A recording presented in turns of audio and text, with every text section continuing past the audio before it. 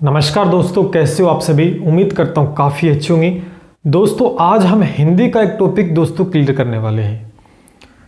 जो टॉपिक है वो है संधि। यानी इससे पहले हमने वर्ण विचार का टॉपिक कंप्लीट कर लिया था, समास का टॉपिक बहुत अच्छे से हमने क्लियर कर लिया था और आज हम संधि को पढ़ने वाले हैं।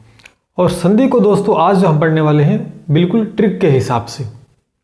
यहाँ पर दोस्तों आपको कतई को रूल याद रखने की कोई ज़रूरत नहीं है, क्योंकि अगर रूल ही आपके याद होते तो शायद आज ये क्लास आपको लेनी नहीं पड़ती। आप आराम से सेल्फ स्टडी करके चीज़ें कर सकते थे। तो रूल से याद हमें नहीं रखनी है, बिल्कुल ट्रिक के द्वारा बिल्कुल आसानी से पलक झपकते ही आंसर फेंक देंगे दोस्तों। ऐसा आज कुछ हम सीखने वाले हैं। तो काफ़ी ज़्यादा इंपॉर्टेंट है आज की क्लास, तो इसे लाइक करें, शेयर करें, जिससे सभी स्टूडेंट तक ये बात पहुँच पाए, और सब्सक्राइब भी करें हमारे चैनल को अगर नहीं किया है। चलिए शुरू करते हैं। तो आज पढ़ते हैं संधि। सबसे पहले एक दो बात कर लेते हैं संधि के बारे में। परिभाषा को लेकर प्रश्न बन सकता है कि संधि का अर्थ क्या होता है। दोस्तों सबसे पहले हमें पता होना चाहिए कि इसका दोस्तों अर्थ क्या होता है। दोस्तों इसके दो तरीके के अर्थ होते हैं, या तो आपको मेल कहीं लिखा होगा मेल, और या दोस्तों होता है मिलना। दोनों का मतलब दोस्तों एक ही होता है, यानी मेल यानी मिलना, ये दो चीज़ों का आपस में मिलना। अब दो चीज़ें क्या है दोस्तों, दो चीज़ें दो वर्ण हो सकती है। तो कई बार हम बोलते हैं कि दो वर्णों के मेल को हम संधि कहते हैं। कई परिभाषाएं दोस्तों, लेकिन व्याकरण की परिभाषा के अनुसार, जो व्याकरण की परिभाषा उसके अनुसार कि दो वर्णों के मेल से जो विकार उत्पन्न होता है उसे हम संधि कहते हैं। ये तो होगी एक व्याकरणिक भाषा। हम ये भी बोल सकते हैं इसमें कि दो ध्वनियों के मेल को दोस्तों हम संधि बोलते हैं, क्योंकि वर्ण क्या होते हैं, एक तरीके से दोस्तों ध्वनि ही होते हैं। तो परिभाषा आपको ध्यान में रखनी है कि इसका अर्थ दोस्तों मेल या मिलना कई तरह की परिभाषा है। अगर व्याकरण के रूप में देखें तो दो वर्णों के मेल से जो विकार उत्पन्न होता है हम उसे संधि बोलते हैं, या दो ध्वनियों के मेल को दोस्तों हम संधि बोलते हैं, या दो वर्णों के मेल को हम दोस्तों संधि बोलते हैं। ठीक है। अब यह संधि कितने प्रकार की है, यहां पर तीन प्रकार की संधि हमें पढ़ने को मिलेगी। स्वर संधि, व्यंजन संधि और आपकी विसर्ग संधि। मोस्टली दोस्तों जो प्रश्न बनता है, लगभग जो एग्जाम में प्रश्न देखने को मिलता है, अगर 10 प्रश्न देखने को मिलेंगे उसमें से 50% यहां स्वर संधि में से आपको प्रश्न एग्जाम में देखने को मिलता है। बाकी जो बचेंगे विसर्ग या व्यंजन में से देखने को मिल जाएगा। तो सबसे पहले जो आज संधि हम कंप्लीट करेंगे वो रहेगी दोस्तों स्वर संधि। तो ठीक है। अब स्वर संधि के कितने भेद होते हैं दोस्तों। स्वर संधि के दोस्तों आगे अगर हम डिवाइड, यहां पर इसके कुछ भेद हमें देखने को मिलेंगे। देखिए जो पढ़ने का तरीका होगा, सबसे पहले हम गुण संधि को यहां पर पढ़ेंगे, गुण संधि। उसके बाद दोस्तों हम यहां पर वृद्धि संधि को पढ़ने वाले हैं। उसके बाद दोस्तों हम यण संधि को, जो ट्रिक होगी वो इसी के हिसाब से हम यहाँ पर यूज़ करेंगे। उसके उपरांत हम दोस्तों अयादि संधि को, और यहाँ पर दोस्तों अंतिम आपकी दीर्घ संधि को हम पढ़ने वाले हैं। अपने पढ़ने का तरीका भी ये होगा और इसी सीक्वेंस से आपको याद रखना है। फिर बता रहा हूँ कि भाई आपको कोई रूल याद नहीं रखना है, सिर्फ ट्रिक के माध्यम से हम चीज़ों को पहचानना सीखेंगे और 1 सेकंड में हम आंसर निकाल देंगे। तो चलिए शुरू करते हैं। तो सबसे पहले हम पढ़ते हैं गुण संधि को। ये आपके सामने गुण संधि मैंने लिख दिया और कुछ उदाहरण भी मैंने यहाँ पर लिख दी है। अब कैसे इसमें ट्रिक का हमें यूज़ करना है, कैसे हमें याद रखना चीज़ों को। देखो दोस्तों, रूल अगर हमें याद होते तो ट्रिक पढ़ने की दोस्तों आवश्यकता नहीं थी। कन्फ्यूजन होता है कि ए आ के बाद में क्या है क्या नहीं, इस तरह का। लेकिन बिल्कुल सिंपल पहचान बताऊँगा, 99% क्वेश्चन आपका सही हो जाएगा। 1% दोस्तों हम कह सकते हैं कि ऊपर नीचे हो जाए, बट 99% दोस्तों आपके सारे क्वेश्चन सही हो जाएंगे। देखिए गुण संधि की पहचान दोस्तों, जब भी शब्द के मध्य में आपको एक ही मात्रा, ये छोटा ए है, एक ही मात्रा, या आपको दोस्तों यहाँ पर ओ की मात्रा दिखाई दे, यानी मात्रा कौन सी होगी, एक तो ये मात्रा आपको दिखाई देगी और आपको ये मात्रा दिखाई देगी। ठीक है, ये दो मात्राएं आपको दिखाई दे शब्द के मध्य, तो वहां पर कौन सी संधि होगी दोस्तों? बिना सोचे समझे आपको वहां पर गुण संधि टिक करना है। प्लस में दोस्तों यहां पर तथा मध्य के अंदर दोस्तों आपको अर की ध्वनि महसूस हो, यानी ये तो होना ही चाहिए मध्य के अंदर अगर ए की मात्रा या ओ की मात्रा मध्य में हो, तथा अगर मध्य के अंदर अर ध्वनि आपको सुनाई दे, महसूस हो, तो वहां पर दोस्तों क्या होगा? गुण संधि ही उत्तर होगा। चलिए देखते हैं। ज्ञानेंद्र में आप देखेंगे दोस्तों ये जो मात्रा है ये किसकी मात्रा है दोस्तों? ए की मात्रा है। आप ध्यान से देखेंगे, यहां देखिए शुभेशु में ए की मात्रा है, यहां ए की है, ये देखिए आपके सामने, यहां पर देखिए, ये देखिए, और ये देखेंगे यहां पर देखिए दोस्तों यहां किसकी मात्रा है? ये ओ की मात्रा है। देखो यहां पर देखेंगे ये भी ओ की मात्रा है, ये देखिए ओ की मात्रा है, ये देखिए। यहां देखेंगे सप्तऋषि, जब भी आप सप्तऋषि बोलते हो तो अर की ध्वनि आपको महसूस होती है। ये देखिए अर, यहां पर रह है ये देखिए महर्षि, ब्रह्मर्षि, और यहां पर दोस्तों कौन सी ध्वनि मात्रा आ रही है? ओ की मात्रा। ये देखिए यहां पर महोत्सव में देखिए दोस्तों ओ की मात्रा आ रही है। जब ये पहचान आपको दिखाई दे तो बिना सोचे समझे दोस्तों आपको क्या करना है? गुण संधि करना है। बस इतनी बात याद रख लेना।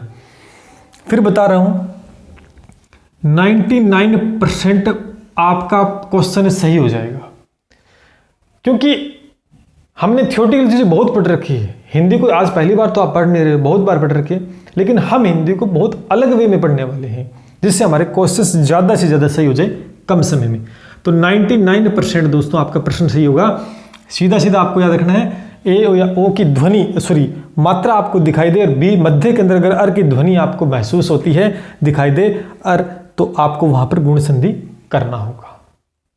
हो गया। अब दोस्तों अब हम इसके बाद में जो संधि पढ़ेंगे वो कौन सी होगी? वृद्धि संधि। यानी गुण से के बाद में कहां पर चल रही है? वृद्धि, यानी गुण के बाद में वृद्धि होगी। क्या होगी? वृद्धि होगी किसकी? एक एक मात्रा की वृद्धि करनी है। बड़ा सिंपल तरीका है करने का, रटना नहीं। गुण के बाद में जब गुण का जो नियम है ना वही याद रखना है, सिर्फ वृद्धि कर देना है। यहां पर दोस्तों एक मात्रा और आ जाएगी और यहां पर एक मात्रा दोस्तों और आ जाएगी और ये नहीं आएगा बीच में, और यहां पर आते ही वो कौन सी संधि हो जाएगी? वृद्धि संधि हो जाएगा नियम। चलिए अब दोस्तों आप देखिए वृद्धि संधि को, जैसा गुण संधि में आपने किया था वैसा ही वृद्धि में करना है, लेकिन वृद्धि कर देनी है मात्रा की। देखिए दोस्तों यहां पर मात्रा देखो, वहां पर सिंगल मात्रा थी, यहां डबल आ गई है, यहां पर ओ की डबल मात्रा आ गई है ना। गुण संधि में सिंगल सिंगल थी, बस वृद्धि में क्या करना है? डबल कर देना। इसीलिए मैंने बोला था सीक्वेंस में चलेंगे, गुण के बाद हम किसको पढ़ने वाले? वृद्धि संधि को। अब कुछ यहां पर उदाहरण है, आप देखिए, अगर गौर से देखें शब्द के अंत में आपको ए ओ की मात्रा दिखाई दे तो वहां पर दोस्तों कौन सी संधि हो जाएगी? वृद्धि संधि हो जाएगी। आप देखेंगे ये देखिए दोस्तों दो मात्रा यहां पर, ये देखिए ए की मात्रा यहां पर, ये देखिए दो मात्रा। 99% दोस्तों आपको यही मिलेगा। यहां देखिए, ये देखिए, ये देखिए यहां पर ओ की मात्रा आ गई है, ठीक है। ये देखिए आप दोस्तों यहां पर, मतलब आपको देखते ही आंसर टिक करना है, ये आपकी प्रैक्टिस होनी चाहिए। आप इसके बाद जब संधि पूरी हो जाएगी तो मैं आपका मॉक टेस्ट भी दोस्तों लूंगा, तब आपको देखना किस तरह से आप टिक करोगे। यहां पर देखो ये मात्रा आ रही है ओ की, तो यानी अब कुछ अपवाद दोस्तों आपको याद रखने हैं। ये मैंने कुछ अपवाद भी लिख दिए हैं। बहुत से बच्चे कहेंगे सर कुछ अपवाद होते हैं तो उनमें क्या करें, वो चीज आपको याद रखनी। देखो दोस्तों अपवाद हो गए, वृद्धि संधि के कुछ अपवाद है यहाँ पे, दंतोष्ठ, विमोष्ठ, अधरोष्ठ, शुद्धोदन। यहां पर देखें दोस्तों ये एक मात्रा है, तो अगर ये शब्द आपको दिखाई दे जाए क्वेश्चन के अंदर तो वहां आप क्या करोगे? गुण संधि ही करोगे, क्योंकि यहां पर एक मात्रा होगी, है ना, एक मात्रा दिखाई दे रही है। ये मात्रा यहां पर आपको दिखाई दे रही है, और ये मैंने अभी बताया था ये गुण संधि में, लेकिन ये वृद्धि संधि के उदाहरण है और यह अपवाद है वृद्धि संधि के। वृद्धि संधि में गिने जाएंगे, तो बस ये चार ही है दोस्तों। अगर अपवाद पूछेगा तो यहां से आपसे प्रश्न बन सकता है। बस ये चार आप शब्द अपने दिमाग में बैठा लीजिएगा, जब भी ये आ जाए और यहाँ पर एक मात्रा तो गुण नहीं वृद्धि आपका उत्तर होना चाहिए। उम्मीद करता हूँ समझ में आई होगी। गुण आपने अच्छे से पढ़ लिया, गुण में एक एक मात्रा की वृद्धि करते ही क्या आ गई है? वृद्धि संधि आ गई है। अब हम ऋण संधि के बारे में पढ़ते हैं। अब हम दोस्तों पढ़ने जा रहे हैं ऋण संधि को। दोस्तों ज़्यादा कुछ इसमें विशेष याद आपको नहीं रखना है। देखिए कुछ उदाहरण भी है और जो परिभाषा मैंने लिखी है, बस कुछ नियम आपको ध्यान में नहीं रखने हैं, ट्रिक वाइज। क्या बोल रहा है कि यदि शब्द के मध्य में ये व रे, ये 3 शब्द आपको याद रखना है, ये व रे। अगर शब्द के मध्य में ये व रे हो और इनसे पहले आपको आधा वर्ण मिल जाए, यानी आपको शब्द के मध्य में ये व रे हो और बीच इनसे पहले आपको अगर आधा वर्ण मिल जाता है तो वहां पर कौन सी संधि होगी? वहां पर दोस्तों यण संधि होगी। ध्यान रखना इस बात को, कुछ भी नहीं करना, सिंपल से ये व रे इससे पहले आधा वर्ण है तो कौन सी संधि होगी? यण संधि होगी। चलिए देखते हैं कि यहाँ पे देखिए अत्यंत के अंदर दोस्तों ये है, ये से पहले क्या है? आपका आधा वर्ण है तो ये कौन सी होगी? यण संधि। यहाँ पे देखें ये रा यादा, ये रा देखो, व्यास में, प्रत्युपकार में, व्यूह में, प्रत्येक में, न्याय में आप देख रहे हैं कि ये देखो ये के बाद में, यहाँ पर ये के बाद में देखो, ये देखो ये के बाद में, यानी आप देखें ये पर्यटन में देखो आप अच्छे से आधा वर्ण है यहाँ पर। उसके बाद में मध्वरी, व के बाद में आधा वर्ण है, ये देखिए व के बाद में, फिर व के बाद में, यानी आपको ध्यान में रखना है कि ये व रे से पहले अगर आधा वर्ण है तो आपको ध्यान में रखना है मध्य में आधा वर्ण है तो वो यहाँ पर यण संधि ही होगी। लेकिन विशेषकर आपको ये उदाहरण देखने को मिल सकते हैं, इनमें थोड़ा सा कन्फ्यूजन हो सकता है। कैसे? आपको अगर सर मातृउपदेश, पित्रादेश, मात्रानंद, पित्राज्ञा, कि सर यहाँ पर आधा वर्ण हमें दिखाई नहीं दे रहा है तो ये यण संधि में कैसे आ गए? दोस्तों दिखाई नहीं दे रहा लेकिन इसके अंदर आधा वर्ण है, कैसे? अभी दिखाते हैं। ये समझ में आ गया? अब देखो मैं एक एग्जाम्पल बता देता हूँ आपको, जैसे ये मातृउपदेश है, इसको देखो दोस्तों, इसमें दोस्तों क्या लिखा हुआ है? इसको लिखने का तरीका ये होता है, देखो इसको लिखने का तरीका था मातृउपदेश, ये इस तरह से इसको लिख सकते हैं, क्योंकि दोस्तों ये जो त्र है ये किससे मिलकर बना होता है? दोस्तों ये तय प्लस रे से मिलकर बना होता है।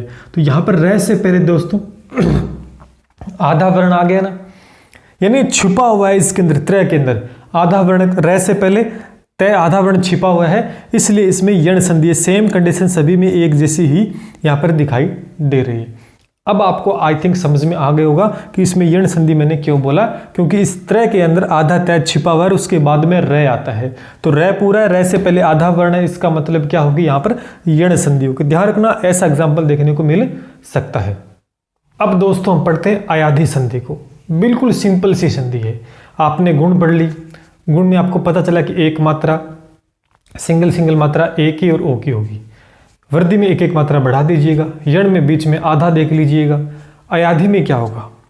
शब्द के मध्य में आपको ए, आए, अव और आओ नजर आ जाए, ए, आए, अव, आओ नजर आ जाए तो वहां पर अयाधि संधि होगी। अगर ये याद नहीं रहता तो कोई बात नहीं है, जो शब्द बिल्कुल सिंपल आपको दिखाई देता है, जिसमें कोई कटिंग नहीं होती है, कोई मात्रा ज़्यादा नहीं होती है, आप देखेंगे, पढ़ के देखें, चैन, शेन, गायक, नायक, गायन, पवन, हवन, भवती, गवीश, पावन, भावना, नाविक, भावुक, श्रावण, धावक, शावक, बिल्कुल सिंपल शब्द जब भी दिखाई दे जाए आपको तो वहां पर अयाधि संधि ही होती है। बट आपको ध्यान में रखना कि ए, आए, अव, आओ, अगर ये मध्य में है तो वहां पर कौन सी है? अयाधि संधि। देखिए दोस्तों, आपको पता है, ये एक बता देता हूं, जैसे ये चयन है, इस चय के अंदर दोस्तों चयन को मैं ये लिख सकता, इस चय के अंदर ए मिला हुआ है ना, तो इसको मैं ये लिख सकता हूं। और आगे क्या है दोस्तों?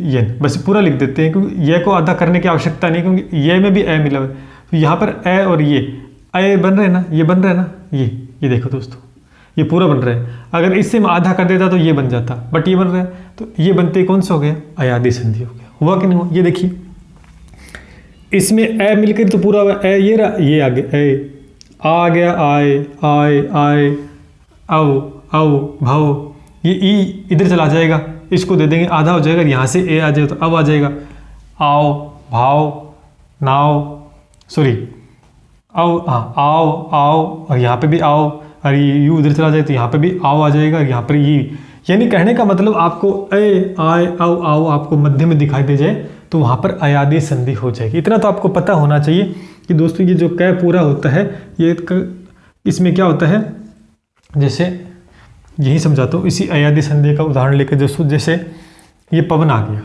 इस पवन को देखो दोस्तों, ये मिटा दूँ, ठीक है, अच्छे से समझ में आएगा आपके थोड़ा सा।